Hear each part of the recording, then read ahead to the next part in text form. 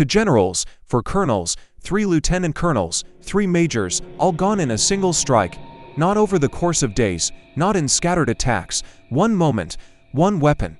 One impossible outcome. This is not a statistic. This is the deadliest single strike on U.S. officers in decades. And the weapon behind it was unlike anything conventional. It did not follow a predictable trajectory. No radar could anticipate it. It came in at Mach 13. It maneuvered. It struck before the sirens even finished their first cycle. This was Iran's Fattah, and that single strike didn't just kill 12 American officers. It revealed a vulnerability in U.S. defenses that went far deeper than anyone had expected. To understand why, you have to go back to the beginning and see how quickly this conflict escalated beyond all planning.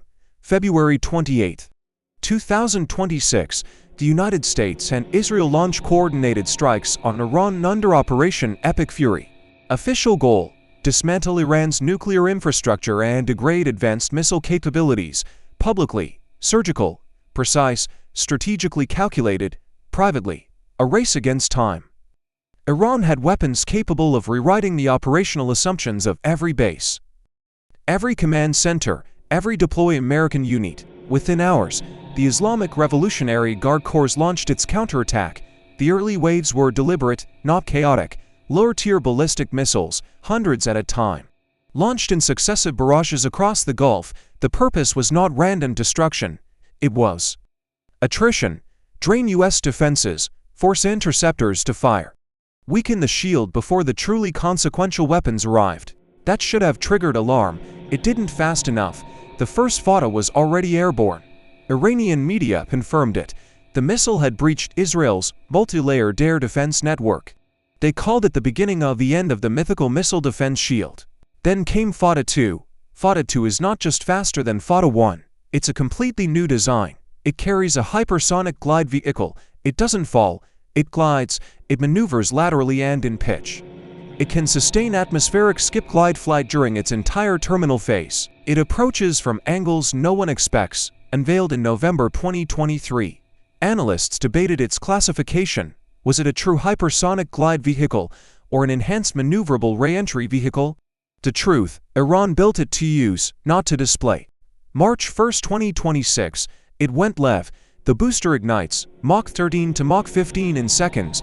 A target 1,400 kilometers away is reached in under 6 minutes. In those 6 minutes, a Patriot battery must detect launch, classify the trajectory, compute intercept points, fire interceptors, and hit a moving, maneuvering target. Impossible. Not the operator's fault.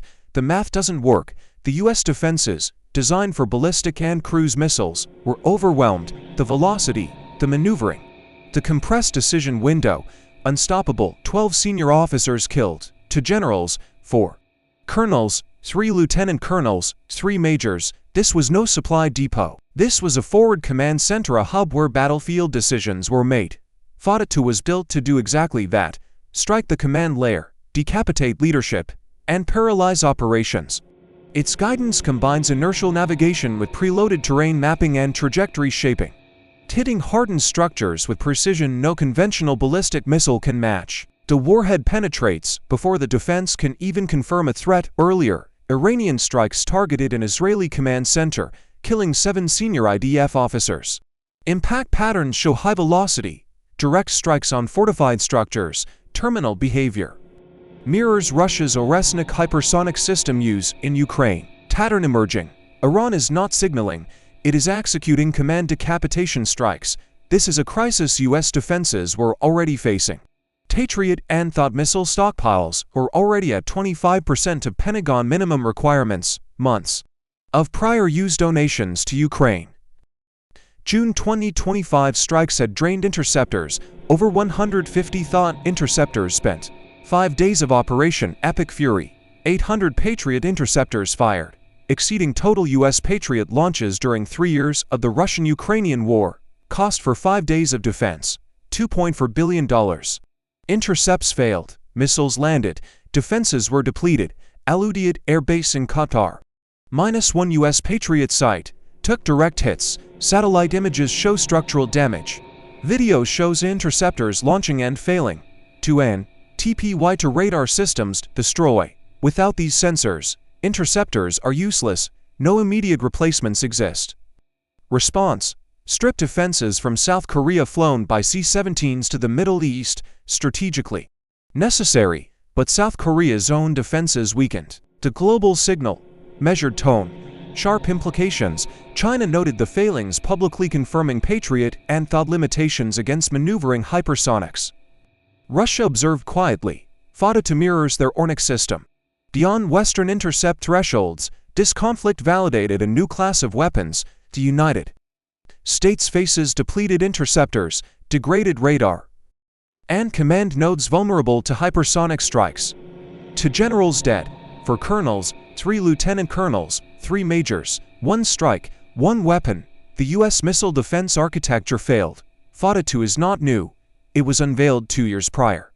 Iran solved extreme engineering challenges, 2000 Celsius skin temps, aerodynamic control at hypersonic speeds, precision terminal guidance, systematic, deliberate, fully observed by Western intelligence. The question now isn't whether the US can rebuild interceptors. It can, but slowly, at enormous cost. The real question: what will Iran do next with a weapon it has already proven can reach previously untouchable targets? To generals dead, for colonels, 3 lieutenant colonels, 3 majors, 1 weapon, 1 moment. The assumptions driving US defense have shattered. This isn't the end. This is the moment everything changed.